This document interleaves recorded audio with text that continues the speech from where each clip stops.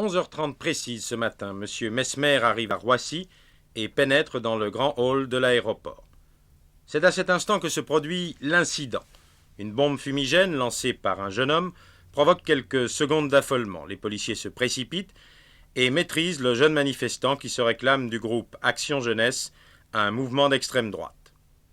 À peine retardé, M. Mesmer et le cortège officiel commencent une visite qui sera rapide du bâtiment central, celui qui se situe au cœur du parking, le fameux Camembert. Puis, seul, en voiture, le Premier ministre fait le tour des pistes et des installations annexes.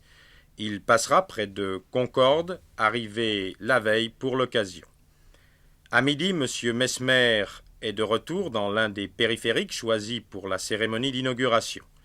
Une cérémonie volontairement brève et sobre, 5 jours à peine après la catastrophe d'Ermenonville. Dans les mois et peut-être dans les années qui viennent, le transport aérien dans le monde continuera de souffrir de la hausse des prix du pétrole. Sa progression sera plus lente. Des escales et certains vols pourront être supprimés. Et déjà, diverses mesures d'économie ont été arrêtées.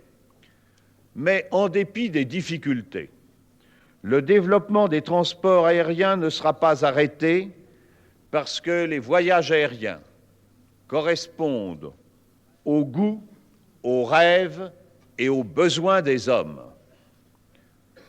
Par ces baies, nous pouvons voir se profiler Concorde. Cet aéroport et cet avion ne sont pas liés seulement par la beauté de leurs lignes.